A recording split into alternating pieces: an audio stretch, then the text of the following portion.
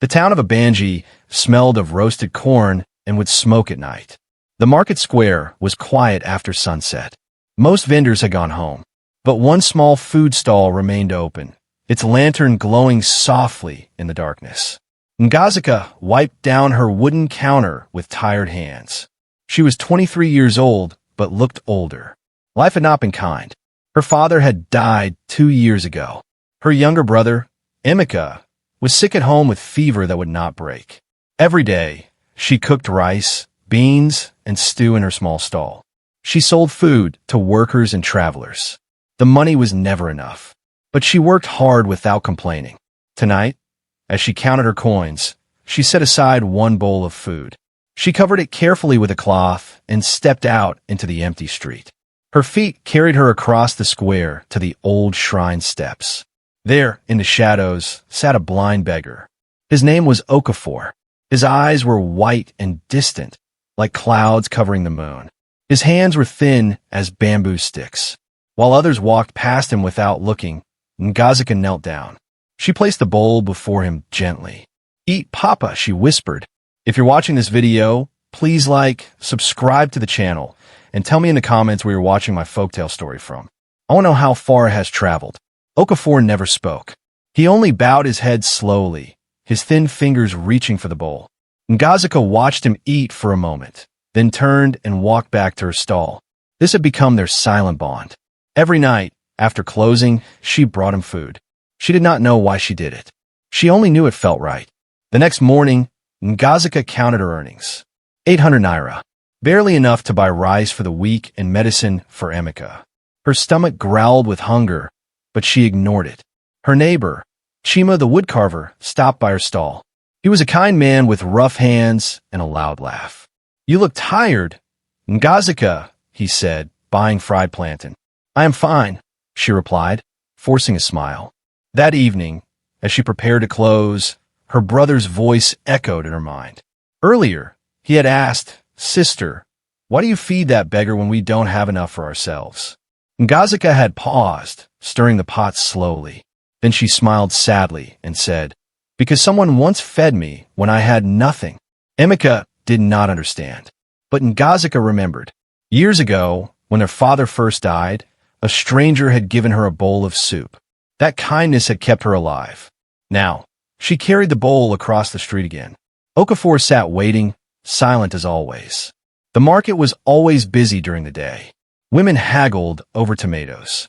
Children ran between stalls, laughing, and everyone had something to say about Ngazika. "She feeds the ghost by the shrine," one woman whispered loudly. "That blind beggar," another replied. "What a waste of food." Chima, carving a wooden bowl nearby, shook his head. He called out to Ngazika as she passed. "Not everyone you help will thank you, you know." Ngazika smiled, but said nothing. She understood. People thought she was foolish, but she could not stop. That night, when she brought Okafor his meal, she noticed something strange. Beside his mat lay a small wooden carving. It was a dove, its wings spread wide, carved with careful detail. Ngazika picked it up. Where did this come from? Okafor did not answer. He only ate his food in silence. She looked around. The square was empty. No one else was there. She placed the dove in her pocket and walked home slowly, wondering. The next morning, she showed the carving to Chima. "Did you leave this at the shrine?" Chima examined it closely. "I did not make this, but whoever did has skilled hands." Ngazika felt a strange warmth in her chest. Someone was watching. Someone knew what she was doing. Days turned into weeks. Every night, Ngazika brought food, and every night, Okafor ate in silence. She tried to talk to him sometimes. "How long have you been here, Papa?" she asked once. He did not answer. He only turned his head slightly toward her voice. "Do you have family?" she asked another time. Still, no answer, just the sound of his wooden spoon scraping the bowl. But one evening, as she stood to leave, Okafor whispered something so softly she almost missed it. "You sound like light." Ngazika froze. Her heart beat faster. "What did you say?" But Okafor was silent again, his head bowed as if he had said nothing at all. She walked home slowly that night, his words echoing in her mind. "You sound like light." What did that mean? How could a voice sound like light?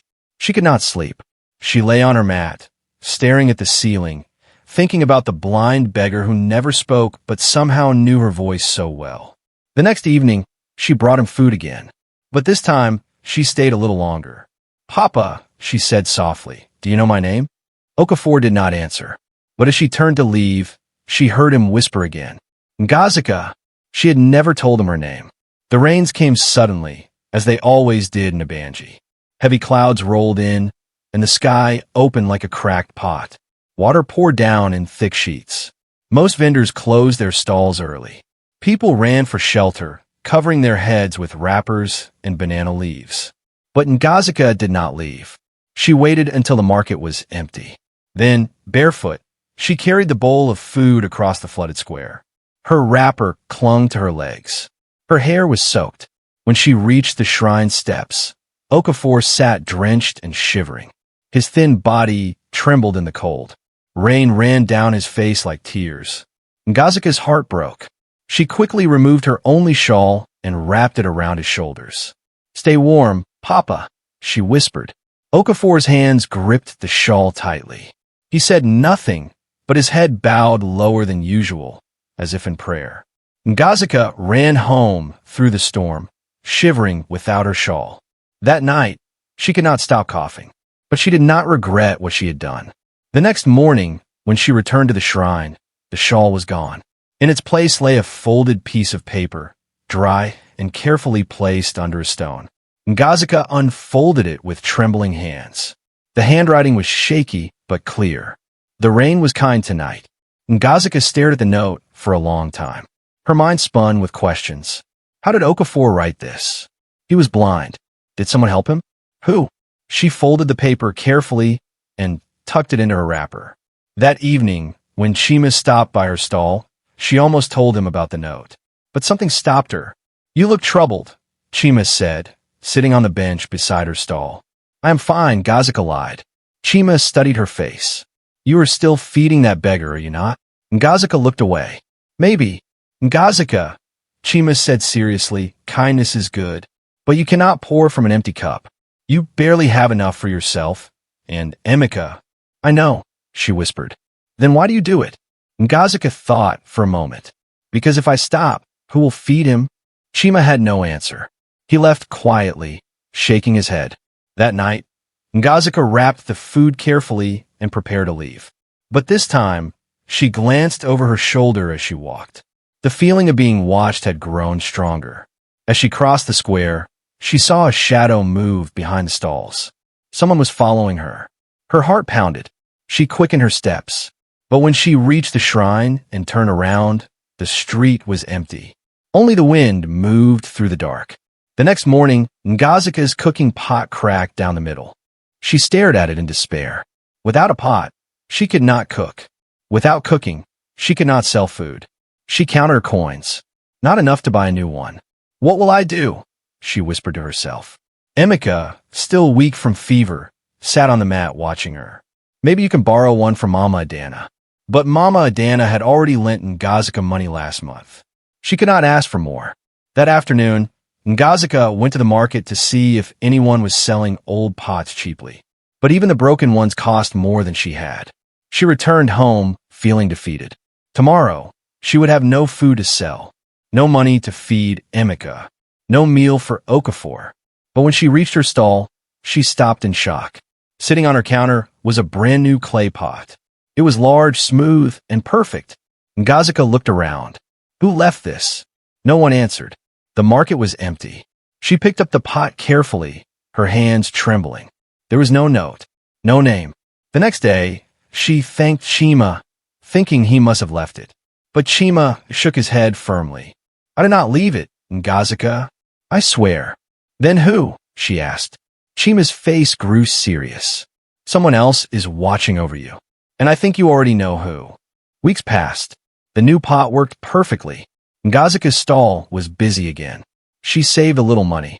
Emeka's fever finally broke. Life felt a little lighter. But every night, she still brought food to Okafor. And every night, he ate in silence. Then one evening, when Ngazika arrived at the shrine steps, Okafor was not there. She stood holding the bowl, looking around. His mat was gone. His corner was empty. No sign of him anywhere. Ngazika's chest tightened. "Papa," she called softly. Only the wind answered. She waited. Minutes stretched into an hour. Still, Okafor did not come. Finally, with a heavy heart, she placed the bowl on the steps and left. "Maybe he will come tomorrow," she whispered to herself. But the next night, he was not there either, nor the night after that. A week passed. Okafor had disappeared. Ngazika asked people in the market, "Have you seen the blind beggar?" They shrugged. Who cares? One less beggar to worry about. But Ngazika cared. She searched the town. She asked at the shrine. No one had seen him. Then one morning, when she went to the shrine steps to pray, she found something that made her heart stop. A folded piece of paper lay under a stone where Okafor used to sit. The handwriting was the same shaky script as before. It read, "The eyes that failed me remember your kindness. When they open again, I will find you." Ngazika clutched the letter to her chest. Tears filled her eyes. What did it mean? When they open again? Was Okafor going somewhere to heal? Or was this goodbye? She read the letter over and over, searching for answers. But the words remained a mystery. That evening, Chima found her sitting alone at her stall, staring into the distance. "You are thinking about the beggar," he said quietly. Ngazika nodded. "He is gone, Chima, and I do not know if he will come back." Chima sat beside her. Maybe he went home. Maybe he found family. Maybe, Ngazika whispered. But something in her heart said this was not the end. That night, she cannot sleep. She lay awake, thinking about Okafor. His white eyes, his silence, his whispered words. "You sound like light." The next morning, Chima came to her stall with strange news. "Ngazika," he said quietly, "I went to the shrine last night. Someone burned incense there. Fresh incense. Someone has been visiting Okafor's corner." Ngazika's heart raced. "Who? I do not know," Chima said. "But whoever it was left flowers too. White flowers." Ngazika felt a chill run down her spine. Someone else knew about Okafor. Someone else cared. But who? That afternoon, her life changed forever. A man in fine clothes walked into the market. He stopped at her stall and ordered food. But he did not eat. He only watched her carefully. The man was tall and well-dressed. His shoes were polished. His shirt was crisp and white. He looked out of place in the dusty market. Ngazika served him rice and stew nervously. "Is the food not good, sir?" The man smiled faintly. "The food is fine. I'm not here to eat." Ngazika's heart beat faster. "Then why are you here?" The man leaned forward. "Did you know an old beggar named Okafor?" Ngazika froze. Her hands trembled. "Yes, I knew him. Do you know where he is?" The man did not answer her question. Instead, he studied her face carefully. "You fed him every night, even when you had nothing. How do you know that?" Ngazika whispered. The man smiled again, but it was a sad smile. "Because Okafor told me." Ngazika's throat tightened. "Where is he? Is he safe?" The man stood slowly. "If you fed him every night, then you have already met someone important. You just did not know it yet." Before Ngazika could ask more, the man turned and walked away, disappearing into the crowd. Chima, who had been watching from his carving bench, rushed over. "Who was that?" "I do not know," Ngazika said, her voice shaking. "But he knows about Okafor." That evening, strange things continued. When Ngazika returned home, she found a large bag of rice sitting by her door. Emeka was inside, eyes wide with surprise. "A tall man left it," Emeka said. He did not say his name. Ngazika stared at the rice. Her hand shook. Okafor was gone, but someone was still watching, still helping, still remembering. That night, Ngazika could not eat. She stared at the bag of rice, her mind racing. Who was the man in fine clothes? Why did he ask about Okafor? And who left the rice? She lit her small lantern and sat outside, trying to make sense of everything. The wind was cool. The town was quiet. Suddenly, a gust blew out her lantern. Darkness surrounded her. And in that darkness, she heard a voice. A man's voice, soft and clear. "Don't stop feeding them." Ngazika jumped to her feet. Who is there? No one answered. The street was empty. Her heart pounded so hard she thought it would burst. She ran inside and locked the door. Emika was already asleep. She lay down beside him, pulling the thin blanket over them both. But sleep would not come. The voice echoed in her mind. Don't stop feeding them. Not him. Them. What did it mean? The next morning, the market was alive with whispers. People gathered in small groups, talking in low voices. Ngazika asked Mama Adana, the vegetable seller, what was happening. Mama Adana leaned close. They say someone in a banji is testing people's kindness. A rich man disguised as a beggar, watching who helps and who does not. Ngazika's stomach dropped. Okafor, Mama Adana shrugged. Who knows? But strange things have been happening. People receiving gifts. Money appearing. It is all very mysterious. Ngazika tried to ignore the rumors. She focused on her work, cooking, and selling food. But the whispers followed her everywhere. Maybe it was her, someone said, pointing at Ngazika. Maybe she fed the test beggar. Others laughed. Ngazika? She is too poor to pass any test. But some looked at her with new eyes. Eyes full of curiosity and respect. Days passed. Ngazika kept her head down and worked hard. Then one afternoon, the man in fine clothes returned. This time he did not buy food. He simply stood at her stall, watching her serve customers. When the crowd cleared, he spoke. You have a kind heart, Ngazika. She looked up, startled. How do you know my name? Okafor told me everything, the man said. He told me about the food, the shawl, the prayers you whispered when you thought no one was listening. Tears filled Ngazika's eyes. Please, sir, tell me where he is. I need to know he is safe. The man reached into his pocket and pulled out a folded note. He placed it on her counter. He wants you to come, the man said softly.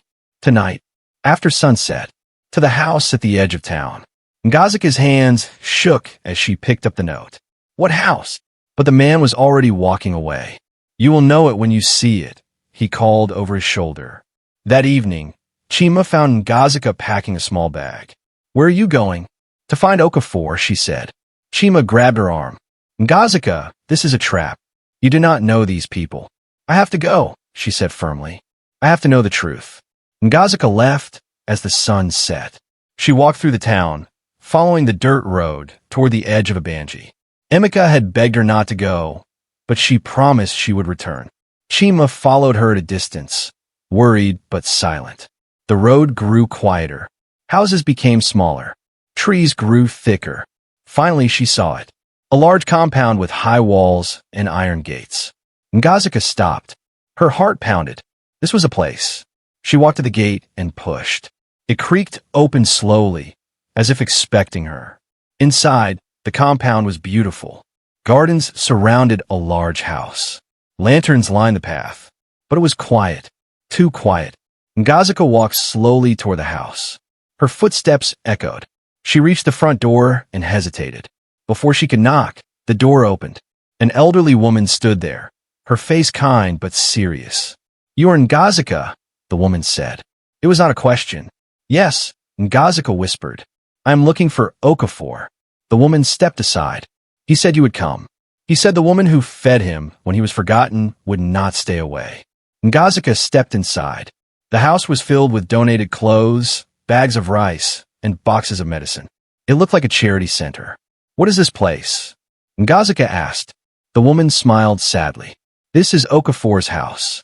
He built it to help the poor. But first, he wanted to see if anyone would help him. Ngazika's legs felt weak. She looked around, her mind spinning. Then she saw it. On the wall hung a large portrait. A man, much younger, wearing fine robes. His eyes were bright and clear. It was Okafor. Ngazika stared at the portrait, her mouth open. The elderly woman stood beside her. That is Okafor, the woman said softly, before he lost his sight. Who is he? Ngazika whispered. He was a trader, the woman explained. One of the richest men in a banji. He owned land, houses, and businesses. But 15 years ago, a fire destroyed his warehouse. He tried to save his workers, but the smoke blinded him. He lost everything. His sight, his wealth, his family. Ngazika's eyes filled with tears. His family, the woman nodded. His wife and daughter died in the fire. After that, Okafor became a different man. He gave away what little he had left and chose to live as a beggar. But why? Ngazika asked, her voice breaking. To see if kindness still existed, the woman said. He wanted to know if people would care for him without knowing who he was. Most people ignored him, mocked him, stepped over him. But you, the woman smiled. You fed him every night. You covered him when it rained. You called him Papa. Ngazika sank to her knees, weeping. I did not know. I only wanted to help. The woman placed a gentle hand on her shoulder. That is why he chose you. Chose me. Ngazika looked up, confused. The woman handed her a sealed envelope. On the front, written in careful handwriting, were the words, "For my daughter." Ngazika's hands trembled as she took it. I do not understand. Open it, the woman said softly. Inside was a letter, a photograph, and a legal document. Ngazika unfolded the letter first. The letter was written in the same shaky handwriting as the notes Okafor had left. Ngazika read through tears. My dear Ngazika, if you're reading this, then my eyes have opened again, or I have gone to join my family. Either way, I want you to know the truth. I was blind in body, but you gave me sight in spirit. Every bowl of food you brought was not just rice. It was hope. It was proof that love still exists in this broken world. I had a daughter once. She would have been your age now. When I lost her, I lost my reason to live. But you reminded me what it feels like to be loved as a father. I am sorry I deceived you. I am sorry I never spoke. But I needed to know if your kindness was real. And it is. You're my daughter now. Not by blood, but by love. And everything I have is yours. With all my heart. Okafor. Ngazika could not stop crying. She pressed the letter to her chest, her whole body shaking. The elderly woman knelt beside her. He wanted to give you everything. This house, his savings, his legacy. But more than that, he wanted you to know you were loved. Ngazika looked at the photograph tucked in the envelope. It showed a young girl, smiling, holding her father's hand. The father was Okafor, his eyes still bright. She looked like you, the woman whispered. Suddenly, footsteps echoed from the hallway. Slow, steady, familiar. Ngazika's heart stopped. She turned toward the sound. And there, standing in the doorway, was Okafor. His eyes were open, clear, seeing. Tears streamed down his face. Ngazika could not move. She stared at Okafor, her mind unable to believe what her eyes were seeing. He was standing. His white, clouded eyes were now clear and brown. He was looking at her, really looking. Papa, she whispered, her voice barely audible. Okafor smiled through his tears. His voice was soft but strong. Ngazika, do you still keep food for strangers? Ngazika's legs gave out. She dropped to her knees, sobbing. You can see me. Okafor walked slowly toward her. Each step was careful, as if he was learning to walk in the light again. He knelt down in front of her and gently lifted her chin. I can see you now, he said, his voice breaking. And you are more beautiful than I imagined. How? Ngazika asked through her tears. How is this possible? Okafor wiped her tears with his thumb. A doctor in the city. A specialist. He said my blindness was not permanent. It was caused by the smoke and trauma. With surgery in time, my sight could return. But I refused for years. I had no reason to see a world without my family. He paused, his own tears falling freely now. Until you gave me a reason. You showed me that love still lives. That my daughter's spirit still walks this earth. So I went. I had the surgery. And when I woke and could see again, the first thing I wanted was to see your face. Ngazika threw her arms around him, weeping into his shoulder. I thought you were gone forever. I am here, my daughter, Okafor whispered. I am here. They sat together in the quiet room for a long time. Okafor held Ngazika's hands, studying her face as if memorizing every detail. The elderly woman brought them tea and quietly left them alone. Finally, Okafor spoke. I need to tell you everything. The whole truth. Ngazika nodded, wiping her eyes. Okafor took a deep breath. 15 years ago, I was not a kind man. I was rich, yes, but I was proud. I cared more about money than people. I ignored the beggars on the street. I paid my workers little and kept much for myself. He looked down at his hands. Then the fire came. My warehouse burned. I ran inside to save the ledgers, the money. But my workers were trapped. By the time I realized, it was too late. The smoke blinded me. The roof collapsed. My wife and daughter, who had come to bring me food, were caught in the flames. Ngazika's heart broke for him. "Oh, Papa, I survived." Okafor continued, his voice thick with pain. "But they did not, and I knew it was my punishment. I had lived for money, and money took everything from me. So I gave away what I had left. I chose to live as a beggar to understand what I had ignored my whole life. Hunger, cold, rejection. I wanted to feel what the poor feel. And I learned," he said, looking in Ngazika's eyes, "I learned that the world is cruel to those who have nothing. People stepped over me, cursed me, threw stones. But you, child, you knelt." Okafor reached into his robe and pulled out the folded legal document. He placed it in Ngazika's hands. "What is this?" she asked. "A deed," Okafor said. "This house, the land it sits on, and all my savings. It is yours now." Ngazika's eyes widened in shock. No, Papa, I cannot take this." "You already earned it," Okafor said firmly, "with rice and kindness." "But I did not do it for payment," Ngazika protested. "I did it because it was right." "I know," Okafor said, smiling through his tears. "That is exactly why you deserve it. You gave without expecting. You loved without condition. That is the rarest thing in this world." Ngazika shook her head, overwhelmed. "I do not need money, Papa. I only need to know you are well." Okafor's face grew serious. "Then use it to help others. Use it to feed those who are hungry, like you fed me. Use it to be the light I failed to be." Before Ngazika could respond, Okafor suddenly clutched his chest. His face twisted in pain. He gasped, his body swaying. "Papa!" Ngazika screamed, grabbing him. The elderly woman rushed in. "His heart. It has been weeks since the surgery." They laid Okafor down on the floor. His breathing was shallow. His hand reached for Ngazika's. "Do not leave me," Ngazika begged, tears pouring down her face. "Please, Papa. I just found you." Okafor smiled weakly. "I'm not leaving, my daughter. I'm just going home." Ngazika cradled Okafor's head in her lap. The elderly woman knelt beside them, praying softly. Okafor's breathing grew slower. His grip on Ngazika's hand weakened. "Papa, hold on," Ngazika whispered desperately. "Please." Okafor's eyes, now clear and seeing, looked up at her with such love it broke her heart. "Do not cry, Ngazika. I have seen both worlds now, the darkness and the light. And you, my child, are the light. I do not want you to go." Ngazika sobbed. "I must," Okafor whispered. "My wife and daughter are waiting. But I will leave you with everything I cannot give them. Love, a home, a purpose." A tear rolled down his cheek and landed on Ngazika's hand.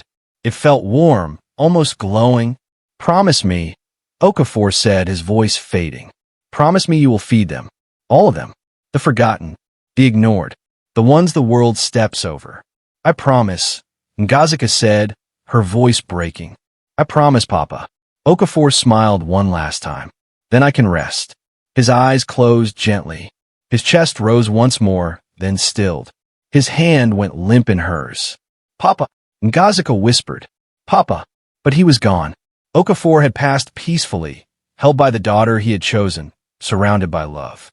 Ngazika wept over him, her tears falling onto his still face. The elderly woman placed a hand on her shoulder, crying softly with her. A candle on the table flickered once, then went out. In the sudden darkness, Ngazika felt a warm presence, like invisible arms wrapping around her.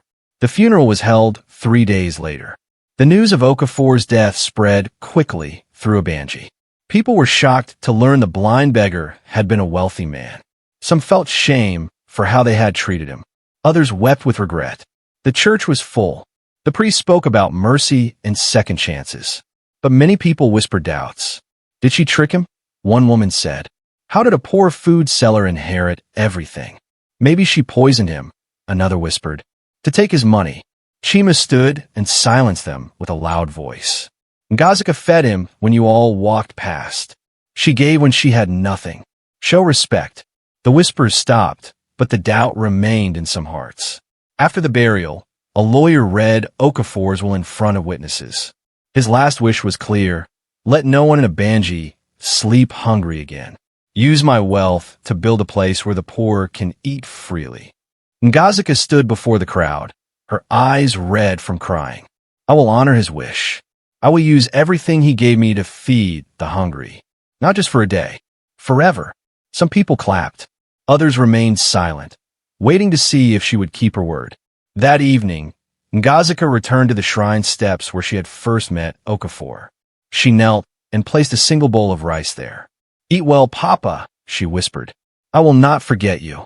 She looked up at Okafor's portrait, which now hung in the main room of his house. His clear eyes seemed to watch her, smiling. We will feed them all, she said softly. I promise. The next week, Ngazika began her work. She used Okafor's money to buy large pots, firewood, and sacks of rice. She hired women from the market to help cook. She cleared the space beside her old food stall and set up benches. On the first evening, she opened the free kitchen. A sign above the entrance read, Okafor's place, no one eats alone. Ngazika stood nervously, waiting. Would anyone come? The sun set slowly. The market emptied. She stirred the big pot of jollof rice, her heart heavy with doubt. Then she saw him, a young boy, thin and dirty, walking slowly toward her. His eyes were wide with hunger. Is the food really free? He asked quietly. Ngazika smiled, her eyes wet. Yes, my son. Sit. Eat. As much as you want. The boy sat on the bench. Ngazika filled a bowl and handed it to him. He ate quickly, as if he had not eaten in days. Soon, an old woman came, then a man with no shoes, then a mother carrying a baby. One by one, people arrived. Some were shy, some were ashamed, but all were hungry. By the end of the night, Ngazika had served 12 people. It was a small number, but it felt like a victory. As she cleaned the pots, the young boy approached her. Thank you, sister, he said softly. The food tastes like hope. Ngazika's tears fell into the dishwater. Then I will cook it every day. Word spread quickly.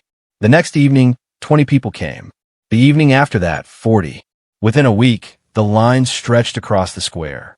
Rich and poor stood together. Some came because they were hungry. Others came because they were lonely.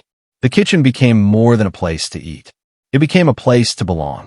Chima carved wooden bowls and spoons for everyone. Mama Adana donated vegetables.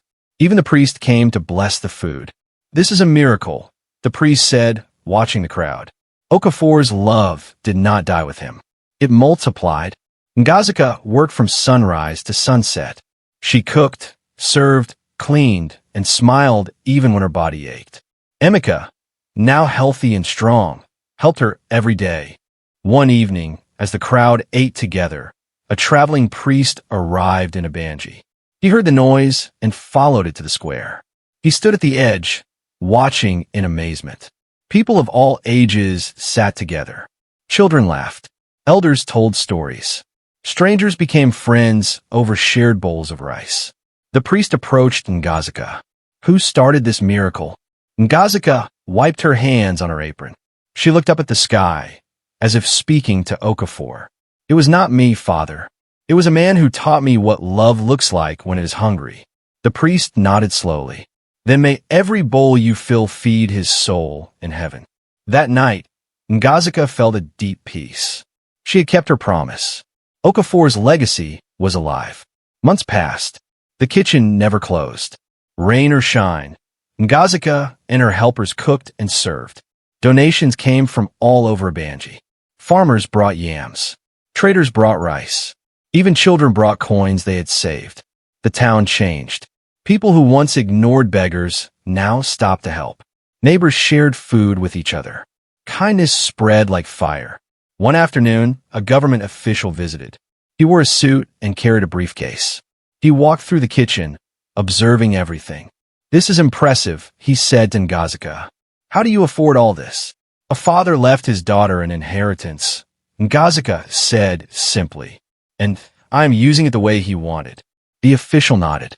The governor wants to support your work. We will provide rice and supplies every month. Ngazika bowed gratefully. Thank you. But remember, This is not my work. It is Okafor's dream. The official smiled. Then Abanji is blessed to have had such a dreamer. That evening, as Ngazika served the last meal, she noticed an old man sitting alone in the corner. His face was scarred, his clothes torn. He ate slowly, tears streaming down his face. Ngazika sat beside him. "Are you well, Papa?"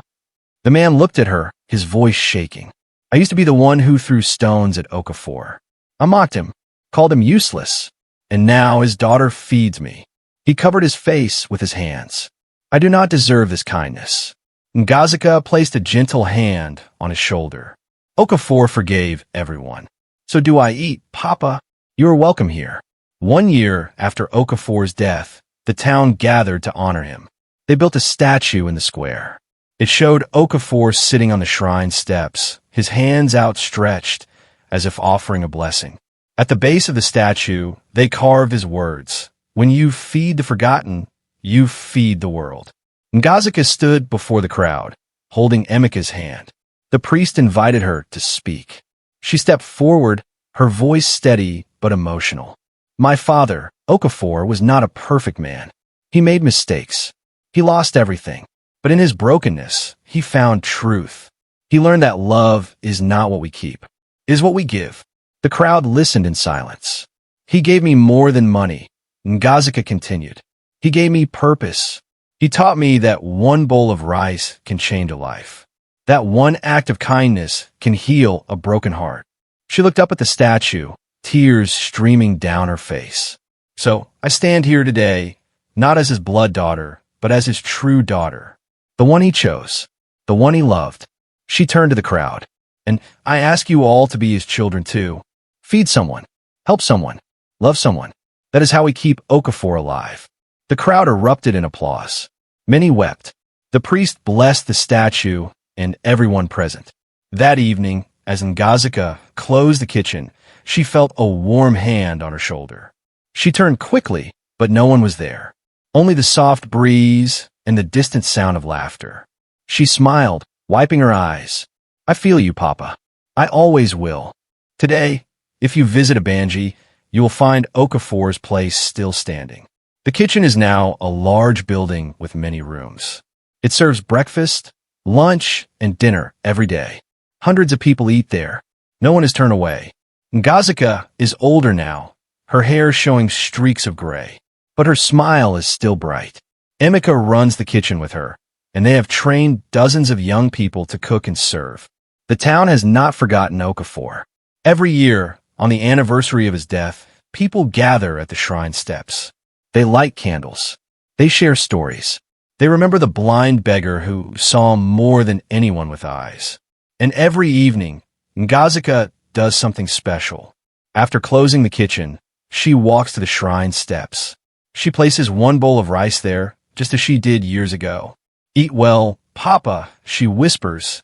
"We are still feeding them." The wind moves gently, as if carrying her words to heaven. And sometimes, just sometimes, the bowl is empty the next morning. No one knows how. No one asks. They just believe. Because love does not end with death. It only grows. It only spreads. It only multiplies. Ngazika looks at the statue every day and remembers the lesson Okafor taught her. That kindness is never wasted.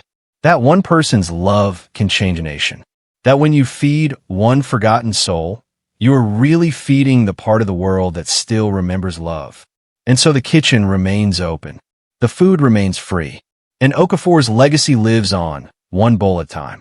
The story you just heard is a beautiful folktale passed down to wake your minds to kindness, compassion, and how we should care for the forgotten, the elderly, and the hungry among us.